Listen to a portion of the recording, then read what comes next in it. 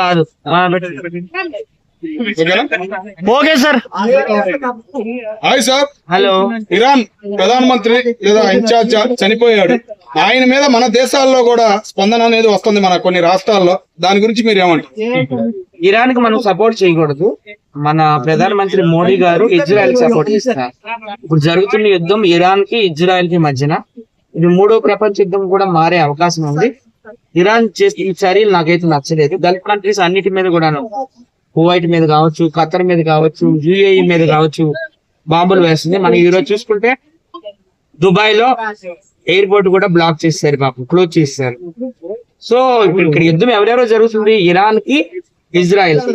బాంబులు వేయాలనుకుంటే ఇజ్రాయెల్ మీద వేయాలి, లేకపోతే అమెరికా మీద వేయాలి. ఈ దేశాలు గల్ఫ్ కంట్రీస్ ఏం చేసాయి? నాకైతే చాలా ఆందోళనగా ఉంది. ఎందుకంటే గల్ఫ్ కంట్రీస్ లో మన భారతీయులు చాలా ఎక్కువ మంది ఉంటారు. నాకైతే చాలా ఆందోళనకరంగా ఉంది. ఇరాన్ కి ఎవరు సపోర్ట్ చేసాడో నిజంగా వాడు పిచ్చోడు అయి ఉంటాడు. ఎందుకంటే మనకి ఎప్పటి నుంచి కూడా చరిత్ర తిరిగేసుకుంటే ఎప్పుడు కూడా అప్పట్లో మనకి పాకిస్తాన్ కి యుద్ధం అయినప్పుడు కూడాను ఇజ్రాయెల్ ఇండియాకే సపోర్ట్ చేసింది. సో మొన్న కూడా మన ప్రీతం ప్రధానమంత్రి మోడీ గారు ఇజ్రాయెల్ వచ్చారు. ఇజ్రాయెల్ వెళ్ళినప్పుడు అప్పుడే యుద్ధం స్టార్ట్ చేయాలి. ఇంకా మరి భారత ప్రధానమంత్రి వచ్చారు, ఈ టైంలో అలజడులు బాగోదని చెప్పి వాళ్ళు ఆపేశారు.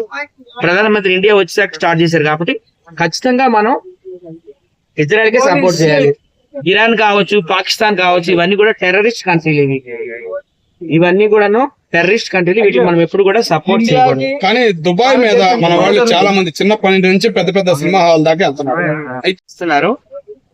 ఏమంటున్నారంటే ఓన్లీ గల్ఫ్ కంట్రీస్ లో అమెరికన్ ఆఫీసులు ఉంటాయి కదా, అమెరికా ఇప్పుడు ఇజ్రాయెల్ కి సపోర్ట్ చేస్తుంది. సో ఈ గల్ఫ్ కంట్రీస్ లో, ఈ ఖతర్ లో కావచ్చు, యుఏఈ లో కావచ్చు, ఇంకెక్కడైనా కావచ్చు, అమెరికా ఆఫీసుల మీదనే మేము దాడులు చేస్తున్నాం అంటున్నారు. మరి అమెరికా ఆఫీసుల మీదే దాడులు చేస్తే మరి దుబాయ్ ఎయిర్పోర్ట్ లో ఎలా బాంబులు పడ్డాయి? అక్కడ కూడా 2-3 వ్యక్తులు ఇలా చనిపోయారు. సో ఏదేమైనా కానీ ఇలాంటి యుద్ధాలకు నేనైతే వ్యతిరేకనండి. ప్రపంచ దేశాలు అన్నిటికీ 195 కంట్రీస్ ఉన్నాయి. అన్ని దేశాలకు విజ్ఞప్తి ఏంటంటే దయచేసి యుద్ధాలు ఆపేయండి, శాంతియుతంగా పరిష్కరించుకోండి.